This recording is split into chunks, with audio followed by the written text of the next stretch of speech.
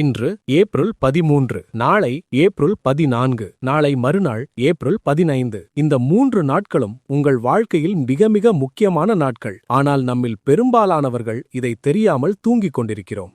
இன்று நான் சொல்லப்போவதை கேட்டால் உங்களுக்கு ஒரு நடுக்கம் வரும், ஒரு சிலிர்ப்பு வரும். அந்த சிலிர்ப்புதான் சிவன் உங்களை தொட்டிருக்கிறான் என்பதன் அடையாளம். ஏப்ரல் 13 என்பது சூரியன் மேஷ ராசியில் நுழைவதற்கு ஒரு நாள் முன்பு. ஏப்ரல் 15 என்பது தமிழ் புத்தாண்டு, சித்திரை மாத ஆரம்பம். புத்தாண்டு என்றான் வெறும் புது நாள் இல்ல, புது சக்தி, புது வாய்ப்பு, புது ஆரம்பம். பிரபஞ்சத்தில் ஒரு மிகப்பெரிய சக்தி மாற்றம் நடக்கும். அந்த சக்தி மாற்றத்தில் சிவன் 3 ரகசிய வாய்ப்புகளை கொண்டு வருகிறான். அந்த 3 வாய்ப்புகளும் என்ன என்று தெரியுமா? கவனமாக கேளுங்கள். இந்த வீடியோவை கடைசி வரை கேளுங்கள். ஏனென்றால் 3வது வாய்ப்பு மட்டுமே உங்கள் வாழ்க்கையை முழுவதும் மாற்றும். அதுதான் சிவனின் கடைசி ரகசியம். ஆரம்பிக்கலாம். வருடத்தில் சில நாட்கள் இருக்கின்றன. அந்த நாட்களில் பிரபஞ்சத்தின் ஆற்றல் வேறு மாதிரி இயங்கும். சிவராத்திரி அப்படி ஒரு நாள், கார்த்திகை தீபம் அப்படி ஒரு நாள், மகா சஷ்டி அப்படி ஒரு நாள். அதே மாதிரி தமிழ் புத்தாண்டு அப்படி ஒரு நாள். இந்த நாளில் சூரியன் ஒரு குறிப்பிட்ட கோணத்தில் இருக்கும். பூமியின் சுழற்சி ஒரு குறிப்பிட்ட நிலையில் இருக்கும். அந்த நிலையில் பிரபஞ்சத்தின் நேர்மறை ஆற்றல் பூமியில் மிகவும் அதிகமாக பாயும். அந்த நேரத்தில் நீங்கள் என்ன நினைக்கிறீர்களோ, என்ன செய்கிறீர்களோ, என்ன முடிவெடுக்கிறீர்களோ அது பன்மடங்கு வலிமையடையும். நம் முன்னோர்கள் இதை அறிந்திருந்தார்கள். அதனால்தான் புத்தாண்டு நாளில் கோவிலுக்கு போவார்கள். புத்தாண்டு நாளில் புதிதாக ஏதாவது ஆரம்பிப்பார்கள். புத்தாண்டு நாளில் நல்ல வார்த்தைகள் மட்டுமே பேசுவார்கள். புத்தாண்டு நாளில் யாரிடமும் சண்டை போட மாட்டார்கள். இவையெல்லாம் சும்மா பழக்க வழக்கம் இல்ல. இவையெல்லாம் ஒரு ஆழமான ஆன்மீக புரிதலிலிருந்து வந்த ஒழுக்கங்கள். சரி, சிவன் தரும் 3 ரகசிய வாய்ப்புகள் என்ன?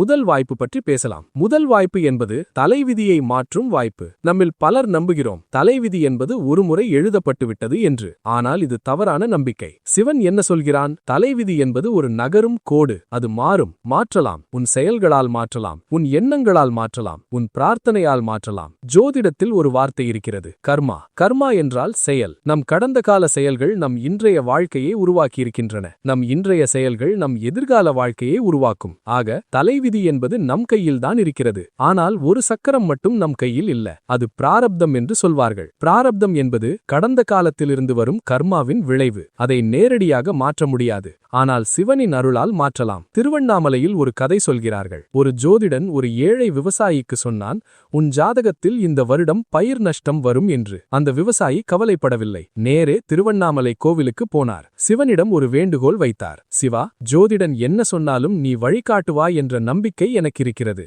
அந்த நம்பிக்கையுடன் உழைப்பேன் என்று. அந்த வருடம் மழை குறைவாக இருந்தது. அநேக விவசாயிகளின் பயிர் நஷ்டமானது. ஆனால் அந்த விவசாயி ஒரு குறிப்பிட்ட பயிரை தேர்ந்தெடுத்திருந்தார். குறைந்த மழையிலும் வளரும் பயிர். அந்த யோசனை எங்கிருந்து வந்தது அவருக்கு தெரியவில்லை. திடீரென்று மனசுக்கு வந்தது என்று சொன்னார். அது சிவனின் அருள். ஆக முதல் வாய்ப்பு என்னன்னா, இந்த ஏப்ரல் 15ஆம் தேதி புத்தாண்டு நாளில் உங்கள் தலைவிதியை மாற்ற ஒரு சக்தி வாய்ந்த தருணம் வருகிறது. அந்த தருணத்தை எப்படி பயன்படுத்துவது? புத்தாண்டு நாளில் காலையில் எழுந்து சூரியன் உவிக்கும் நேரத்தில் கிழக்கு திசையில் திரும்பி நின்று சிவனிடம் ஒரு வேண்டுகோள் வையுங்கள். ஆனால் அந்த வேண்டுகோள் என்ன? என்னை சரியான வழியில் நடத்து என்று மட்டும் சொல்லுங்கள். வேற எதுவும் வேண்டாம். அந்த ஒரு வாக்கியம் மட்டும், என்னை சரியான வழியில் நடத்து. அந்த வேண்டுகோளில் எல்லாமே அடங்கும். வேலை, வாழ்க்கை, உறவு, உடல் நலம், எல்லாமே. சரியான வழி என்றால் எல்லாமே சரியாகும். புத்தாண்டு நாளில் இன்னொரு முக்கியமான காரியம். அந்த நாளில் யாரிடமும் கோபப்பட வேண்டாம். யாரையும் குறை சொல்ல வேண்டாம். அந்த நாளில் உங்கள் மனசில் இருக்கும் ஆற்றல் என்னவோ அது முழு வருடமும் உங்களுடன் இருக்கும். ஆக அந்த நாளை அன்புடனும் மகிழ்ச்சியுடனும் நன்றியுடனும் ஆரம்பியுங்கள். ஒரு விஷயம் நினைவில் வைத்துக் கொள்ளுங்கள். தமிழ் புத்தாண்டு நாளில் சூரியன் மேஷ ராசியில் நுழைகிறான். மேஷம் என்பது செவ்வாய்க்கோளின் ஆட்சி. செவ்வாய் என்பது துணிவின் கோள். செவ்வாய் என்பது முயற்சியின் கோள். ஆக இந்த புத்தாண்டு துணிவுக்கான புத்தாண்டு, முயற்சிக்கான புத்தாண்டு. இந்த வருடம் நீங்கள் தைரியமாக ஒரு முடிவெடுத்தால் அது நிச்சயம் பலிக்கும். சிவன் உங்களுக்கு தைரியம் தருகிறான் இந்த புத்தாண்டில். 2வது வாய்ப்பு பற்றி பேசலாம். 2வது வாய்ப்பு என்பது ஆன்மீக விழிப்புணர்வின் வாய்ப்பு. நம்மில் பலர் ஆன்மீகத்தை வாழ்க்கையின் ஒரு பகுதியாக வைத்திருக்கிறோம். காலையில் பூஜை, மாலையில் கோவில், பண்டிகையில் விரதம். இது நல்லதுதான். ஆனால் ஆன்மீகம் என்பது வாழ்க்கையின் ஒரு பகுதி இல்ல. ஆன்மீகம் என்பது வாழ்க்கையே. ஒவ்வொரு சுவாசமும் ஆன்மீகம், ஒவ்வொரு செயலும் ஆன்மீகம், ஒவ்வொரு உரமும் ஆன்மீகம். இந்த புரிதல் வரும்போது வாழ்க்கை வேறு மாதிரி தெரியும். ஏப்ரல் 13லிருந்து 15 வரையிலான 3 நாட்கள் இந்த புரிதல் வரை ஏற்ற தருணம். ஏன் என்று சொல்கிறேன். ஏப்ரல் 13 என்பது சித்திரை மாதத்தின் முதல் நாளுக்கு முந்தைய நாள். இது ஒரு இடைப்பட்ட நேரம். பழையது முடிந்து புதியது ஆரம்பிக்கும் நேரம். இந்த இடைப்பட்ட நேரத்தில் பிரபஞ்சத்தின் ஒரு சிறப்பான அமைதி இருக்கும். பழைய ஆற்றல் வெளியேறும், புதிய ஆற்றல் உள்ளே வரும். அந்த நேரத்தில் நம் மனசும் அந்த மாற்றத்திற்கு தயாராக இருக்க வேண்டும். ஏப்ரல் 15 புத்தாண்டு நாள். புதிய சக்தி வருகிறது, புதிய ஆரம்பம் வருகிறது. அந்த நாளில் ஒரு முக்கியமான காரியம் செய்யுங்கள். அன்று முழுவதும் ஆன்மீக விழிப்புடன் இருங்கள். என்ன சாப்பிட்டாலும் கவனமாக சாப்பிடுங்கள். யாரிடம் பேசினாலும் அன்புடன் பேசுங்கள். எங்கு சென்றாலும் சிவனை நினைவில் வைத்துக் கொள்ளுங்கள். அந்த ஒரு நாளின் விழிப்பு உங்கள் முழு வருடத்தை மாற்றும். சித்தர்கள் ஒரு உண்மை சொல்கிறார்கள். நீங்கள் எந்த நிலையில் வருடத்தை ஆரம்பிக்கிறீர்கள் என்பது முக்கியம். கவலையுடன் ஆரம்பித்தால் கவலை தொடரும். மகிழ்ச்சியுடன் ஆரம்பித்தால் மகிழ்ச்சி தொடரும். நம்பிக்கையுடன் ஆரம்பித்தால் நம்பிக்கை தொடரும். ஆக ஏப்ரல் 15ஐ நம்பிக்கையுடனும் மகிழ்ச்சியுடனும் சிவனிடம் அன்புடனும் ஆரம்பியுங்கள். இங்கே ஒரு அழகான கதை சொல்கிறேன். சென்னையில் ஒரு பெண் இருந்தார்கள். வயது 60. ஒவ்வொரு வருடமும் தமிழ் புத்தாண்டு நாளில் அதிகாலையில் எழுந்து ஒரு காரியம் செய்வார்கள். வீட்டை சுத்தம் செய்வார்கள், முன்வாசலில் கோலம் போடுவார்கள், பூஜை அறையில் விளக்கு ஏற்றுவார்கள். அப்புறம் அமைதியாக உட்கார்ந்து சிவனிடம் பேசுவார்கள். சிவா, இந்த புத்தாண்டில் எனக்கு ஒன்று மட்டுமே வேண்டும், உன்னை மறவாத மனசு என்று. அந்த வருடம் அவர்களுக்கு என்ன நடந்தது தெரியுமா? மகன் வெளிநாட்டில் நல்ல வேலை பிடித்தான். மகள் திருமணம் நடந்தது. உடல் வலி குறைந்தது. எல்லாமே தானாக நடந்தது. ஏனென்றால் அவர்கள் சரியான விஷயத்தை கேட்டார்கள். சிவனை நிலைக்கும் மனசு இருந்தால் மற்றவை தானாக வரும். இதுதான் இரண்டாவது வாய்ப்பின் ரகசியம். ஆன்மீக விழிப்பு வரும்போது வெளி வாழ்க்கை தானாகவே சரியாகும். உள்ளே சரிவந்தால் வெளியே சரியாகும். கவனிங்க, இப்போது நான் சொல்வது மிக மிக முக்கியம். நம்மில் 90 பேர் வாழ்க்கையில் ஒரு பெரிய தவறு செய்கிறோம். வெளியில் எல்லாம் சரியாக தெரியும், ஆனால் உள்ளே என்ன நடக்கிறது என்று கவனிக்கவில்லை. உள்ளே கோபம் இருக்கும், உள்ளே பயம் இருக்கும், உள்ளே தனிமை இருக்கும், உள்ளே ஒரு வெறுமை இருக்கும். அந்த வெறுமை நிரம்ப பணம் தேடுகிறோம், புகழ் தேடுகிறோம், உறவுகள் தேடுகிறோம். ஆனால் அந்த வெறுமை நிரம்பவில்லை. ஏனென்றால் அந்த வெறுமை சிவனால் மட்டுமே நிரம்பும், வேற எதனாலும் நிரம்பாது. இந்த உண்மை புரிந்தவர்கள் ஆனந்தமாக வாழ்கிறார்கள். இந்த உண்மை புரியாதவர்கள் தொடர்ந்து தேடிக்கொண்டே இருக்கிறார்கள். ஆக இரண்டாவது வாய்ப்பை பயன்படுத்திக் கொள்ள என்ன செய்ய வேண்டும்? ஏப்ரல் 13 15 வரை இந்த 3 நாட்களும் தினமும் 20 நிமிடம் அமைதியில் உட்காருங்கள். உங்கள் மனசை கவனியுங்கள். என்ன யோசிக்கிறது என்று பாருங்கள். அந்த யோசனைகளை நிறுத்த முயற்சிக்க வேண்டாம்.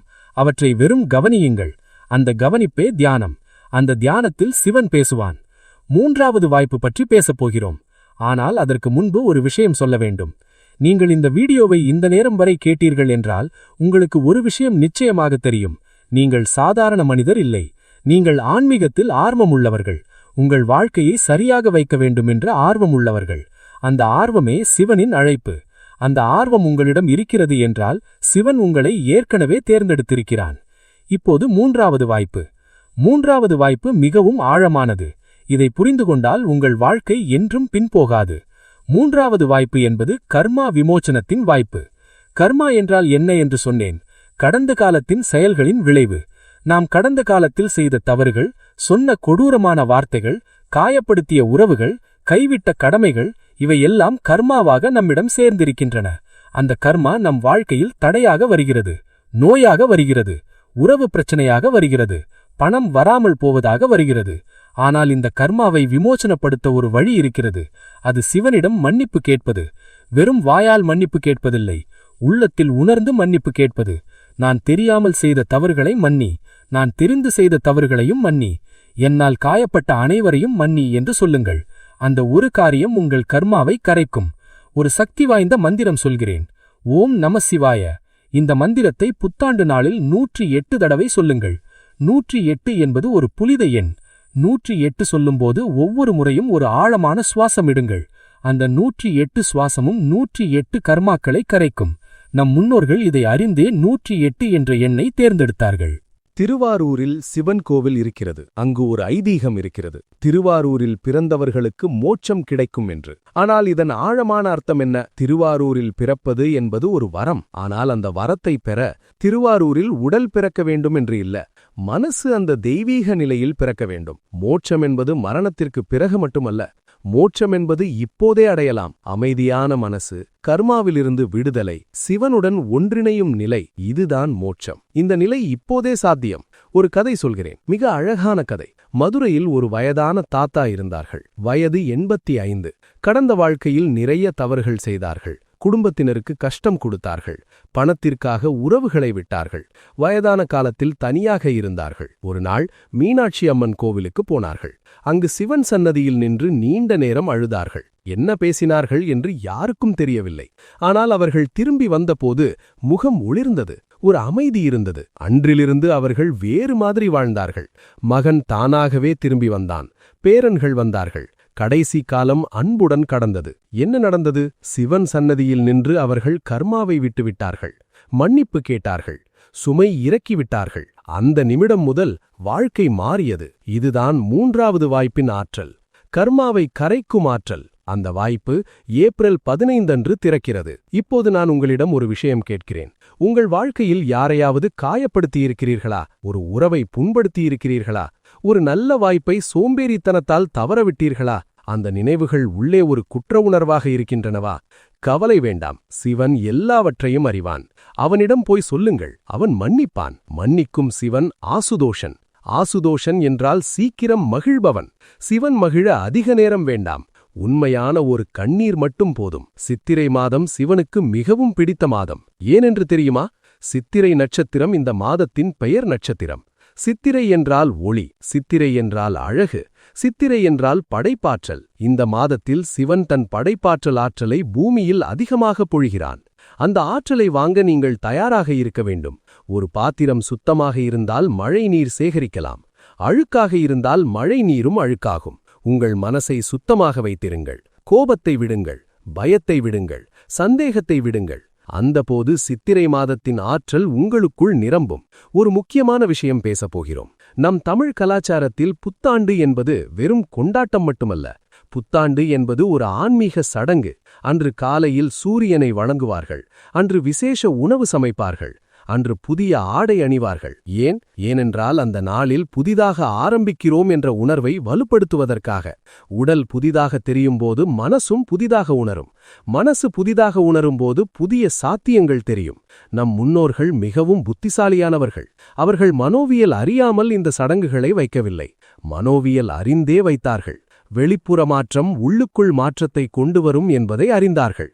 அதனால்தான் புத்தாண்டில் வீட்டை சுத்தம் செய்வார்கள், புதிய ஆடை அணிவார்கள், புதிய பொருட்கள் வாங்குவார்கள். இவை எல்லாம் ஆன்மீக புத்துணர்ச்சிக்கான வழிகள். ஆக இந்த ஏப்ரல் 15 அன்று வீட்டை சுத்தம் செய்யுங்கள். பழைய தேவையற்ற பொருட்களை விடுங்கள், புதிய ஆடை அணியுங்கள். இல்லையென்றால் ஒரு புதிய மனசை அணியுங்கள். பழைய கோபங்களை விடுங்கள், பழைய வலிகளை விடுங்கள், புதிதாக ஆரம்பியுங்கள். அந்த ஆரம்பம் சிவனின் ஆசிர்வாதத்துடன் இருக்கும். இப்போது நான் ஒரு ரகசியம் சொல்கிறேன். இது வீடியோவில் இதுவரை யாரும் சொல்லாத விஷயம். ஏப்ரல் 13 சிவனின் சக்தி ஆற்றல் திரட்டும் நாள். ஏப்ரல் 14 சக்தி உச்சத்தில் இருக்கும் நாள். ஏப்ரல் 15 சக்தி வெளிப்படும் நாள். இந்த 3 நாட்களும் ஒரு சிறப்பான தொடர்ச்சி. முதல் நாள் தயாரிப்பு, 2ஆம் நாள் நிறைவு, 3ஆம் நாள் வெளிப்பாடு. ஆக ஏப்ரல் 13 அன்று தயாரிப்பு செய்யுங்கள். பழைய கோபங்களை மன்னியுங்கள், பழைய கவலைகளை விடுங்கள், மனசை சுத்தம் செய்யுங்கள். ஏப்ரல் 14 அன்று தீவிர பிரார்த்தனை செய்யுங்கள். சிவனிடம் நேரடியாக பேசுங்கள், உண்மையாக பேசுங்கள். ஏப்ரல் 15 அன்று வெளிப்பட ஆரம்பியுங்கள். ஒரு புதிய முடிவெடுங்கள், ஒரு நல்ல செயலை ஆரம்பியுங்கள். யாரோ ஒருவருக்கு உதவுங்கள். சிவனின் ஆற்றல் உங்கள் வழியாக வெளிப்படட்டும். நம்பிக்கை என்பது ஒரு விதை. அந்த விதை போட வேண்டும். அது முளைக்க நேரம் தேவை. ஆனால் சரியான நேரத்தில் சரியான மண்ணில் போட்டால் மரமாகும்.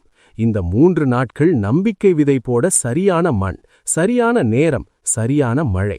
இந்த வாய்ப்பை தவறவிடாதீர்கள். இப்போது ஒரு முக்கியமான கேள்வி. நீங்கள் தியானம் செய்கிறீர்களா? செய்கிறீர்கள் என்றால் இந்த 3 நாட்களும் தியானத்தை 2 மடங்கு அதிகமாக செய்யுங்கள். செய்யவில்லை என்றால் இந்த 3 நாட்களில் ஆரம்பியுங்கள். வெறும் 5 நிமிடம் மட்டும். காலையில் எழுந்து கிழக்கு திசை பாருங்கள். கண்களை மூடுங்கள். ஓம் நமசிவாய என்று 5 தடவை சொல்லுங்கள். அவ்வளவே, 5 நிமிடம். அந்த 5 நிமிடம் இந்த 3 நாட்களில் ஒரு பெரிய மாற்றத்தை கொண்டு வரும். சித்தர்கள் சொல்கிறார்கள், ஆரம்பமே 1000. ஆரம்பிப்பதுதான் கஷ்டம். ஆரம்பித்துவிட்டால் தொடர்வது சுலபம். ஆக இந்த புத்தாண்டிலிருந்து ஆரம்பியுங்கள். கொஞ்சம் நிறுத்துவோம். நான் ஒரு விஷயம் சொல்ல வேண்டும். இந்த வீடியோவை பார்க்கும் நீங்கள் எவ்வொருவரும் வேறு வேறு வாழ்க்கையில் இருக்கிறீர்கள். யாரோ ஒருவர் இப்போது மிகவும் சந்தோஷமாக இருக்கிறார்கள். யாரோ ஒருவர் மிகவும் கஷ்டத்தில் இருக்கிறார்கள். யாரோ ஒருவர் வயதான காலத்தில் ஒரு தனிமையை உணர்கிறார்கள். யாரோ ஒருவர் ஒரு வியாதியுடன் போராடுகிறார்கள், யாரோ பணம் இல்லாமல் கஷ்டப்படுகிறார்கள், யாரோ குடும்பத்தில் ஒரு பிரச்சனையுடன் இருக்கிறார்கள். இந்த எல்லா நிலைகளிலும் இந்த வீடியோவை கேட்கிறீர்கள் என்றால் சிவன் உங்கள் எல்லாரிடமும் பேசுகிறான். உங்கள் நிலை என்னவாக இருந்தாலும் சிவன் சொல்வது ஒரே ஒரு விஷயம்: நான் இருக்கிறேன், பயப்படாதே. இந்த புத்தாண்டில் நீ மறுபடியும் ஆரம்பி, நான் உன்னோடு இருக்கிறேன். அந்த வார்த்தைகளை உங்கள் இதயத்தில் வைத்துக் கொள்ளுங்கள். இப்போது மிக ஆழமான ஒரு சிந்தனை பகிர்ந்து கொள்கிறேன். சிவன் ஏன் புத்தாண்டில் 3 வாய்ப்புகள் தருகிறான்? ஏன் வேற நேரத்தில் தரவில்லை? இல்லை, சிவன் எப்போதும் வாய்ப்புகள் தருகிறான். ஒவ்வொரு நாளும் தருகிறான், ஒவ்வொரு நிமிடமும் தருகிறான். ஆனால் நாம் பார்க்கிறோமா? நாம் வாங்கிக்கிறோமா? அன்றாட வாழ்க்கையின் சோரத்தில், கவலைகளில், போட்டிகளில் நாம் சிவனின் வாய்ப்புகளை கவனிக்காமல் போகிறோம். ஆனால் புத்தாண்டு ஒரு சிறப்பான நாள் என்று நாமே முடிவு செய்கிறோம். அந்த முடிவு நம் மனசை திறக்கிறது. மனசு திறந்தால் சிவனின் அருள் வருகிறது. ஆக இந்த 3 நாட்கள் உங்கள் மனசை திறந்து வைத்திருங்கள். கோபத்தை மூடி வைக்காதீர்கள். மகிழ்ச்சியை திறந்து விடுங்கள். நன்றியை திறந்து வைத்திருங்கள். அன்பை வெளிப்படுத்துங்கள். சிவன் அந்த திறந்த மனசில் வந்து உட்காருவான். சரி, இப்போது மிக முக்கியமான ஒரு பகுதிக்கு வருகிறோம். சிவனின் 3 வாய்ப்புகளை வாங்கிக் கொள்ள ஒரு சாதனை செய்ய வேண்டும். அந்த சாதனை என்ன? அது ஒரு உறுதிமொழி. ஏப்ரல் 15 காலையில் சிவன் சன்னதியில் அல்லது உங்கள் பூஜை அறையில் நின்று 3 உறுதிமொழிகள் எடுங்கள். முதல் உறுதிமொழி: இந்த வருடம் நான் தினமும் ஒரு நல்ல காரியம் செய்வேன். சின்னதாக இருந்தாலும் பரவாயில்லை. ஒரு முதியவருக்கு உதவுவது, ஒரு ஏழைக்கு சாப்பாடு கொடுப்பது, ஒரு பாதிக்கப்பட்டவரை கேட்பது, அதுபோல ஒரு நல்ல காரியம். இரண்டாம் உறுதிமொழி: இந்த வருடம் நான் யாரையும் வேண்டுமென்று காயப்படுத்த மாட்டேன், யாரையும் பின்னால் பேச மாட்டேன், யாரையும் வஞ்சிக்க மாட்டேன். மூன்றாம் உறுதிமொழி: இந்த வருடம் நான் சிவனை தினமும் நினைப்பேன். கோவிலுக்கு போகவில்லை என்றாலும் பரவாயில்லை, வெளியிலேயே இருந்தாலும் பரவாயில்லை, மனசில் ஒரு நிமிடமாவது சிவனை நினைப்பேன். இந்த 3 உறுதிமொழிகளும் சிவனிடம் சொல்லுங்கள். அவன் கேட்கிறான், அவன் நினைவில் வைத்துக் கொள்கிறான், அவன் உங்களுக்கு ஆற்றல் தருகிறான். அந்த ஆற்றல் உறுதிமொழியை நிறைவேற்ற உதவும். கோவையில் ஒரு குடும்பம் இருந்தது. ஒவ்வொரு புத்தாண்டிலும் அந்த குடும்பத்தில் அனைவரும் ஒரு உறுதிமொழி எடுப்பார்கள். அப்பா ஒரு உறுதிமொழி, அம்மா ஒரு உறுதிமொழி, குழந்தைகள் ஒரு உறுதிமொழி. அந்த உறுதிமொழிகளை ஒரு காகிதத்தில் பூஜை அறையில் வைப்பார்கள். வருடம் முழுவதும் அந்த காகிதம் அங்கேயே இருக்கும். மறுவருடம் புத்தாண்டில் பழைய காகிதத்தை பார்ப்பார்கள். எத்தனை நிறைவேற்றினோம் என்று பார்ப்பார்கள். அந்த குடும்பம் இன்று மிகவும் ஒற்றுமையாக இருக்கிறது, மகிழ்ச்சியாக இருக்கிறது. ஏனென்றால் சிவனிடம் கொடுத்த வாக்கை நிறைவேற்றுகிறார்கள். வாக்கு என்பது புனிதம். சிவனிடம் கொடுக்கும் வாக்கு மிக மிக புனிதம். அந்த வாக்கை நிறைவேற்று என்று சிவன் கட்டாயப்படுத்த மாட்டான். ஆனால் நீங்கள் நிறைவேற்றும் போது அவன் மகிழ்வான். அவன் மகிழும்போது உங்கள் வாழ்க்கையில் மேலும் மேலும் நல்லவை வரும். இந்த வீடியோவை இந்த நேரம் வரை கேட்டீர்கள், நன்றி. நீங்கள் தொடர்ந்து கேட்கிறீர்கள் என்பதே சிவனின் அருள் உங்களுக்கு இருக்கிறது என்பதன் அடையாளம். இப்போது சில ஆழமான சிந்தனைகளை யோசியுங்கள். உங்கள் வாழ்க்கையில் என்ன மாற வேண்டும் என்று நீண்ட நாளாக நினைக்கிறீர்கள்? என்ன பயமாக இருக்கிறது? என்னை கட்டுப்படுத்துகிறது என்று உணர்கிறீர்களா? எந்த உறவு சரியில்லை என்று தெரிகிறதா? உடல் நலம் பற்றி கவலை இருக்கிறதா? பணம் பற்றி கவலை இருக்கிறதா? இந்த எல்லாவற்றையும் ஒரு காகிதத்தில் எழுதுங்கள். அந்த காகிதத்தை சிவன் படத்தின் முன் வையுங்கள். சிவா, இவையெல்லாம் என் கவலைகள், இவற்றை உன்னிடம் ஒப்படைக்கிறேன் என்று சொல்லுங்கள். பிறகு அந்த காகிதத்தை கோவிலில் ஹோமகுண்டத்தில் போடுங்கள், அல்லது வீட்டில் பத்திரமாக எரித்து விடுங்கள். அந்த கவலைகளை சிவனிடம் ஒப்படைத்து விட்டீர்கள். இனி அவன் பார்த்துக் கொள்வான். இது ஒரு மனோவியல் உண்மை. நாம் கவலைகளை எழுதும்போது அவை மனசிலிருந்து கொஞ்சம் வெளியேறும். எழுதிய பிறகு எரிக்கும்போது மனசுக்கு ஒரு விடுதலை உணர்வு கிடைக்கும். அந்த விடுதலை உணர்வு சிவனிடம் ஒப்படைத்ததன் அடையாளம். சித்திரை மாதத்தில் சிவன் கோவிலில் என்ன நடக்கும் என்று தெரியுமா? சித்திரை திருவிழா நடக்கும். சிவனும் பார்வதியும் ஒன்றாக காட்சி தருவார்கள். அந்த ஒன்றிணைவு என்ன சொல்கிறது? சிவன் என்பது ஆண் சக்தி, பார்வதி என்பது பெண் சக்தி. இந்த 2 சக்திகளும் சேர்ந்தால் முழுமை. நம் உடலிலும் இந்த 2 சக்திகள் இருக்கின்றன. ஆண்களிலும் பெண் சக்தி இருக்கிறது, பெண்களிலும் ஆண் சக்தி இருக்கிறது. இந்த 2ம் சமனில் இருந்தால் நாம் முழுமையாக இருக்கிறோம்.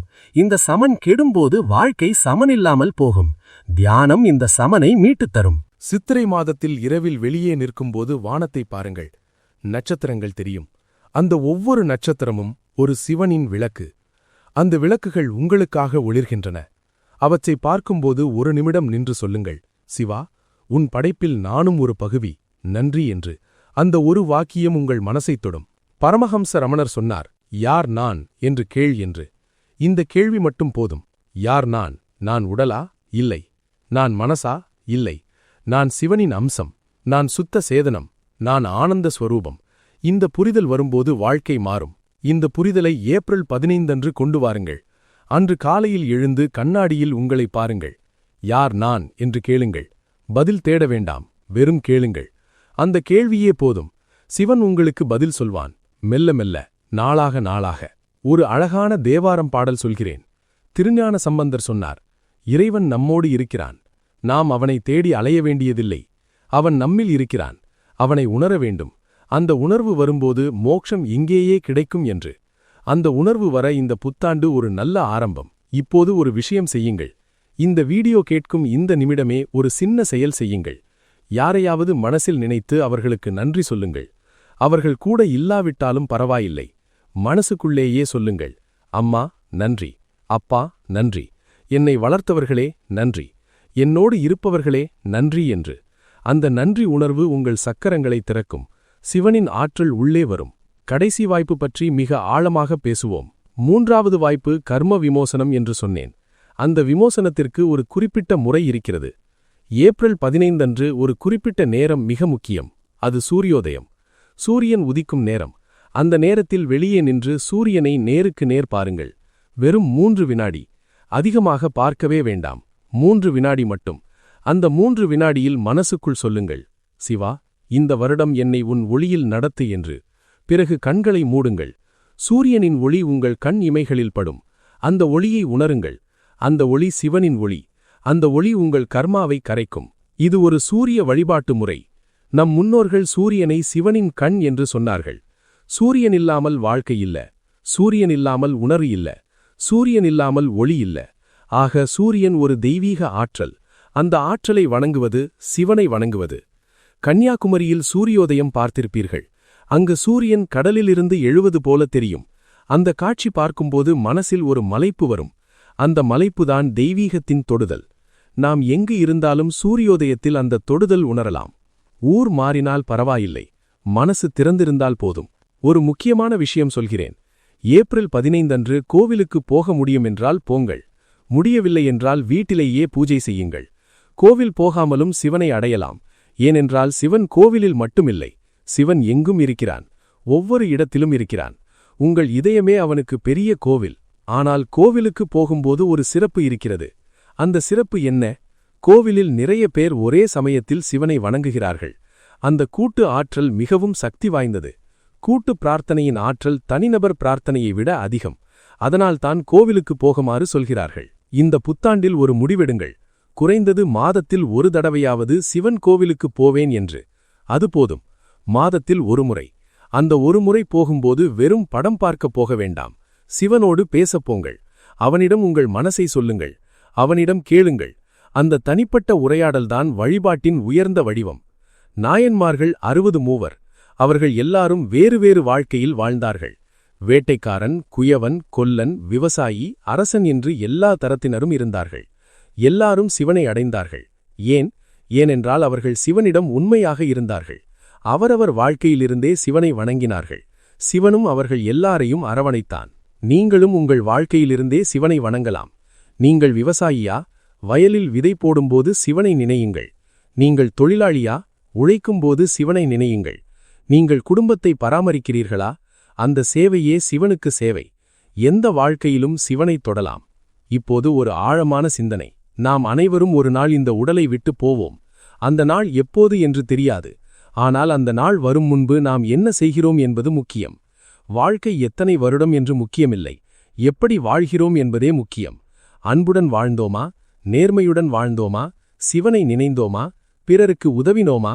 இந்த கேள்விகளுக்கு ஆம் என்று பதில் சொல்ல முடிந்தால் வாழ்க்கை சாரமுள்ளதாக வாழ்ந்தோம் என்று அர்த்தம். சிவன் மரணத்துக்கும் அப்பாற இருக்கிறான் என்று சொன்னேன். ஆக மரணம் பற்றி பயப்பட வேண்டியதில்லை. மரணம் ஒரு கதவு மட்டுமே. அந்த கதவுக்கு இப்பறம் இருப்பது போல அப்பறமும் சிவன் இருக்கிறான். ஆக இந்த உடலில் இருக்கும்போது நன்றாக வாழ்வோம், நன்றாக நேசிப்போம், நன்றாக கொடுப்போம், நன்றாக பெறுவோம். இந்த வாழ்க்கையே சிவனுக்கு நன்றி சொல்வதற்கான ஒரு வாய்ப்பு. திரும்பவும் ஒரு கதை சொல்கிறேன். ஏனென்றால் கதைகள் மனசில் ஆழமாகத் தங்கும். கும்பகோணத்தில் ஒரு தாத்தா பாட்டி ஜோடி இருந்தார்கள். 50 வருடமா சேர்ந்து வாழ்ந்தார்கள். வாழ்க்கையில் நிறைய கஷ்டங்கள் வந்தன. பணம் வந்தது, போனது, குழந்தைகள் வெளியூர் போனார்கள், உடல் நலம் பாதிக்கப்பட்டது. ஆனால் அந்த ஜோடி ஒரு விஷயம் விடவில்லை. ஒவ்வொரு புத்தாண்டிலும் சேர்ந்து கோவிலுக்கு போவார்கள், சேர்ந்து சிவனை வணங்குவார்கள், சேர்ந்து ஒரு வேண்டுகோள் வைப்பார்கள். அந்த வேண்டுகோள் என்ன? சிவா, நாங்கள் இருவரும் சேர்ந்தே உன்னிடம் வர வேண்டும் என்று. அந்த ஒரு வேண்டுகோள். 50 வருடமாக அதே வேண்டுகோள். சிவன் அதை நிறைவேற்றினான். அவர்கள் இருவரும் ஒரே ஆண்டில் சிவனிடம் சென்றார்கள். ஒருவரை விட்டு மற்றொருவர் அதிக காலம் பிரியடில்லை. இதுதான் சிவனின் அருள். உண்மையான வேண்டுகோள் நிறைவேறும். இப்போது நாம் ஒரு மிக முக்கியமான பகுதிக்கு வருகிறோம். சிவன் நம்மிடம் ஒரு விஷயம் கேட்கிறான். ஒரே ஒரு விஷயம். விழிப்பு. விழிப்பாக இரு என்று கேட்கிறான். உறங்கிக் கொண்டிருக்காதே என்று கேட்கிறான். வாழ்க்கையை கவனி என்று கேட்கிறான். இப்போது என்ன நடக்கிறது என்பதை பார் என்று கேட்கிறான். இந்த விழிப்புதான் யோகம். யோகம் என்றால் வெறும் உடற்பயிற்சி இல்ல. யோகம் என்றால் விழிப்பு. மனசை, உடலை, உயிரை ஒன்றிணைக்கும் விழிப்பு. சிவன் ஆதியோகி. ஆதியோகி என்றால் முதல் யோகி. சிவன் நம்மிடம் யோகத்தை கற்றுக்கொள் என்று சொல்கிறான். யோகம் கற்று விழிப்பாக வாழி என்று சொல்கிறான். ஏப்ரல் 13 ஒரு சின்ன யோக பயிற்சி ஆரம்பியுங்கள். ஒவ்வொரு காலையிலும் எழுந்தவுடன் 5 நிமிடம் ஆழமாக சுவாசியுங்கள். மூக்கால் உள்ளே இழுங்கள், வாயால் வெளியே விடுங்கள். இந்த 5 நிமிடம் உங்கள் நாள் முழுவதும் வேறு மாதிரி இருக்கும். நீங்களே உணர்வீர்கள். பாரதி பாடினான், சிவனை பாடினான், வாழ்க நினைந்தோர் மனத்திலே என்று. சிவனை நினைப்பவர்களுக்கு வாழ்கிறார்கள். இது கவிதை மட்டுமல்ல, இது அனுபவ உண்மை. சிவனை நினைப்பவர்களுக்கு ஒரு அலாதியான சக்தி வருகிறது. அந்த சக்தி கஷ்டங்களை வெல்ல உதவுகிறது. அந்த சக்தி வாழ்க்கையை அர்த்தமுள்ளதாக ஆக்குகிறது. ஆக, இந்த ஏப்ரல் 13 15 வரை சிவனை நினையுங்கள். 3 வாய்ப்புகளையும் வாங்கிக் கொள்ளுங்கள். தலைவிதியை மாற்றும் வாய்ப்பை வாங்குங்கள். ஆன்மீக விழிப்பின் வாய்ப்பை வாங்குங்கள். கர்ம விமோசனத்தின் வாய்ப்பை வாங்குங்கள். 3 நாட்களில் 3 காரியங்கள். ஏப்ரல் 13 மன்னிப்பின் நாள். யாரையோ மன்னியுங்கள். ஏப்ரல் 14 தீவிர பிரார்த்தனையின் நாள். சிவனோடு பேசுங்கள். ஏப்ரல் 15 புதிய ஆரம்பத்தின் நாள். உறுதிமொழியிடுங்கள். இந்த 3 காரியங்கள் மட்டும் செய்தால் போதும். சிவன் மற்றதை பார்த்துக்கொள்வான். இந்த வீடியோ உருவாக நிறைய உழைப்பு போச்சு. கடினமாக யோசித்து தகவல்கள் திரட்டி ஒவ்வொரு வார்த்தையும் உங்கள் மனசை தொட வேண்டும் என்ற நோக்கத்துடன் இந்த வீடியோ உருவாக்கப்பட்டது. இது உங்களுக்கு பயனுள்ளதாக இருந்தால் கமெண்டில் ஓம் நமசிவாய என்று எழுதுங்கள். சேனலை சந்தா செய்து கொள்ளுங்கள். மணி அடிக்கும் பொத்தானை அழுத்துங்கள். இந்த வீடியோவை உங்கள் குடும்பத்தினருக்கு, நண்பர்களுக்கு பகிருங்கள். ஒரு நல்ல விஷயம் பகிரும்போது அந்த நல்லது உங்களுக்கும் திரும்பி வரும். இப்போது நம் பயணம் முடியும் தருணம் நெருங்குகிறது. ஆனால் உண்மையில் முடியவில்லை. ஏனென்றால் இங்கு ஆரம்பித்தது உங்கள் உள்ளே தொடரும். இந்த வார்த்தைகள் உங்கள் மனசில் தங்கும். சிவன் உங்களை பின்பற்றுவான். ஒரு கடைசி விஷயம். சிவன் உங்களை நேசிக்கிறான். இந்த ஒரு உண்மையை மட்டும் வாழ்நாள் முழுவதும் நினைவில் வைத்திருங்கள். அவன் உங்களை நேசிக்கிறான். நீங்கள் எந்த தவறு செய்தாலும் நேசிக்கிறான். நீங்கள் எவ்வளவு தூரம் போனாலும் நேசிக்கிறான். நீங்கள் அவனை மறந்தாலும் அவன் உங்களை மறப்பதில்லை. அந்த அன்பே சிவன். அந்த அன்பே வாழ்க்கை. அந்த அன்பே நீங்கள். ஏப்ரல் 13, 14, 15 இந்த 3 நாட்களும் உங்கள் வாழ்க்கையில் ஒரு திருப்புமுனையாகட்டும். சிவனின் 3 வாய்ப்புகளும் உங்களை வந்தடையட்டும். உங்கள் குடும்பம் நலமாக இருக்கட்டும். உங்கள் உடல் நலமாக இருக்கட்டும். உங்கள் மனசு அமைதியாக இருக்கட்டும். உங்கள் வாழ்க்கை ஒளி பெறட்டும். சிவன் அருளால் இந்த புத்தாண்டு உங்களுக்கு மிகவும் நல்லதாக அமையட்டும். ஓம் நமசிவாய. நன்றி. சாந்தி.